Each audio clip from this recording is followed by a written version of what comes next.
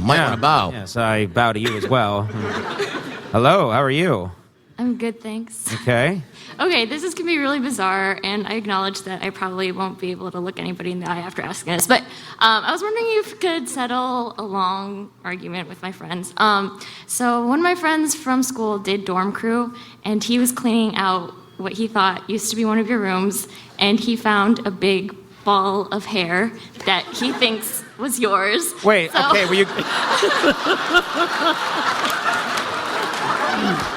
you've got to be a little more specific. Let's get really specific here. What year was this, and what college? This was like 3 years ago.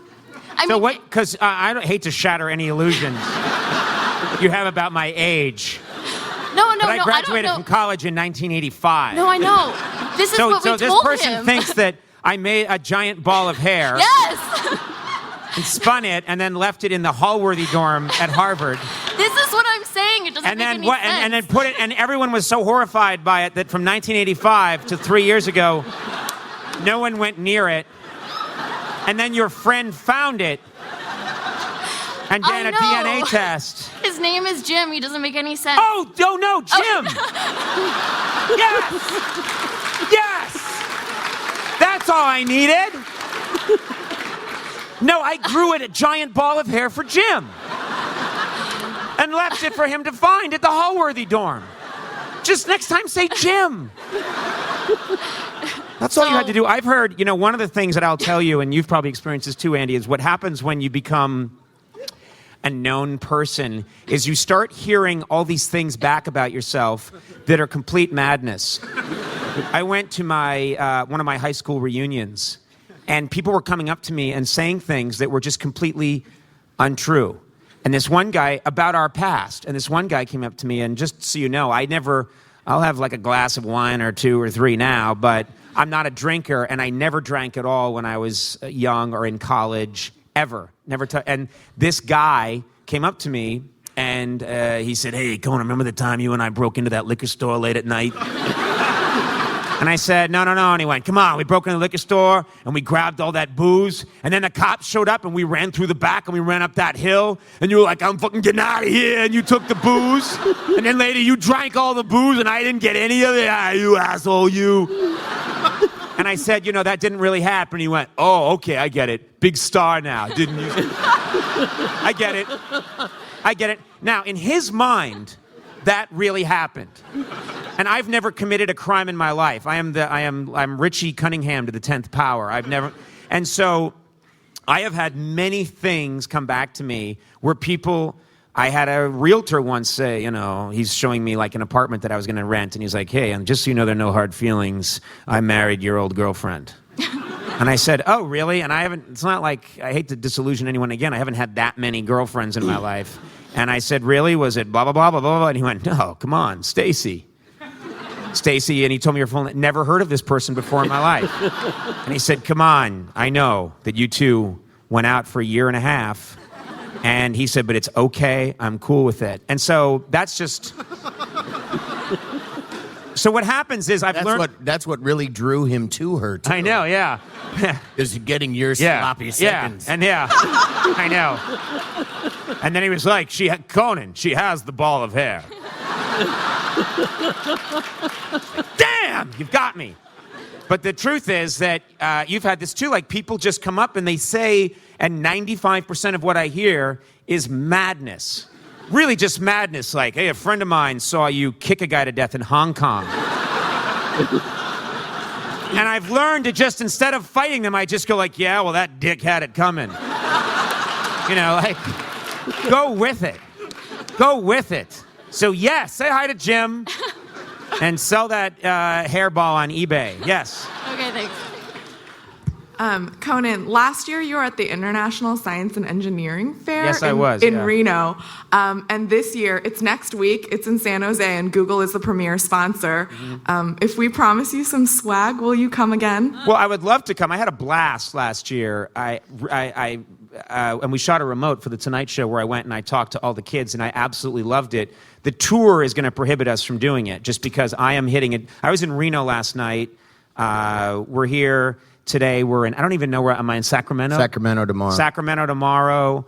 It's just we go. We're in a different city all the time. And so I probably won't be able to do it, but I absolutely loved it. And the exhibits ranged from just amazing. It gave you hope for our country. I mean, these kids are so smart, and they have these incredible projects. And then there's every now and then you'd find a project which is just such bullshit. And I'm not being mean, but every now, like most of them are amazing, and then there'd be a guy who had like a potato with toothpicks in it, and like a sprout growing out the bottom, and he'd say it's a potato with water on it, and you know that he just did this to get the hell out of his town and get to Reno. And his exhibit's next to a guy who's like, I split the hydrogen atom using a sneaker in my basement, and you're like, oh my God. Yes.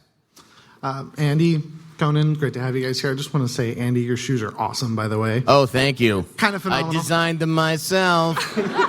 Although some dick at the gym said, what are those, Navi shoes? Like, no, I just meant it as a joke. They're super awesome shoes is what they are. They are. So, Conan, I was curious, do you have any thoughts on working with the comic geniuses Terrence and Phillip in the South Park movie? What was that experience like?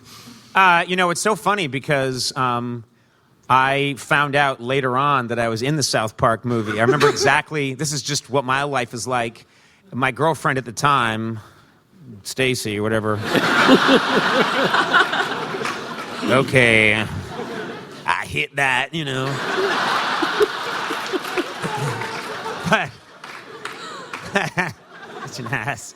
My girlfriend at the time and I, look, this big screen says you have 5 minutes to go. Why? Why can't we stay as long as we want, right? No, that means...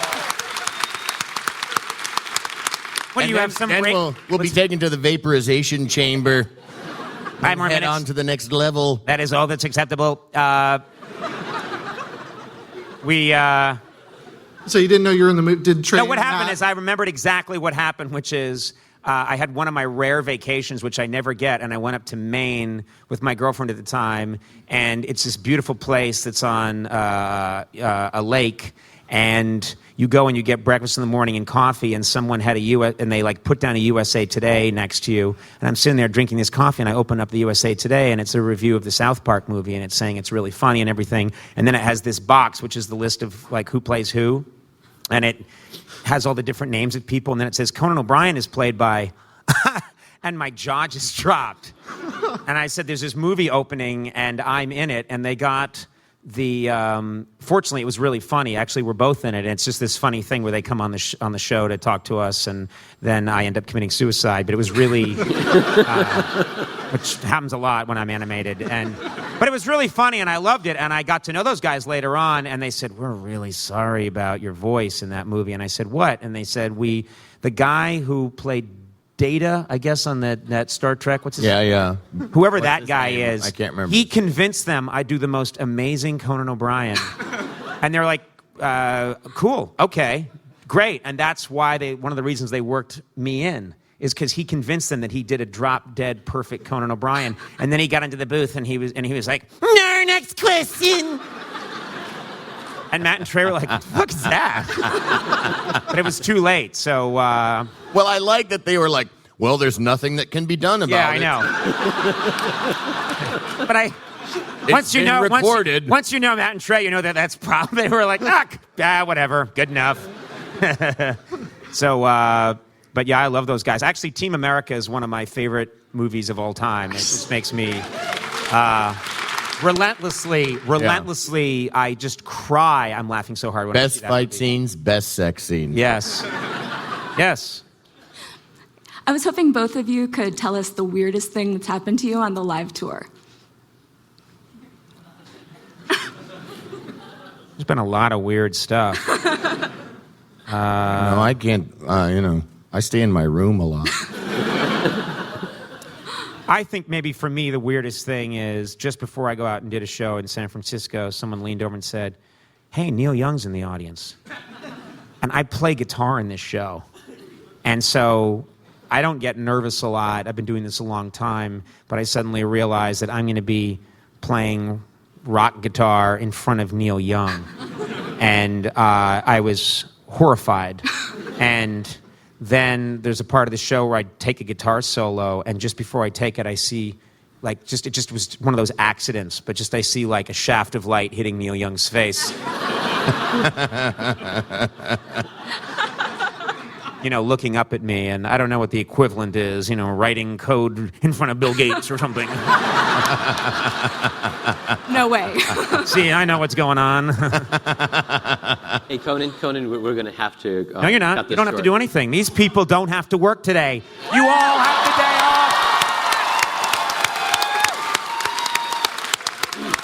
off. You've done more than enough for this company. Are they writing that part? You've done... In fact, you should all participate in a profit-sharing plan with Google. Yes! Hey, guys, do we appreciate... I like applause. No? I like it says, I played everything.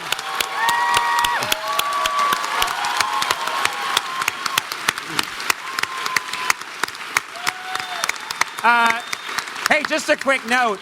This was really fun, and we get asked to do a lot of things, and we don't really have time to do a lot of things, but getting in front of young people who are really smart and sort of making the future happen, that's thrilling for us. So thanks for having us here. Thank you very much. Thank you very much.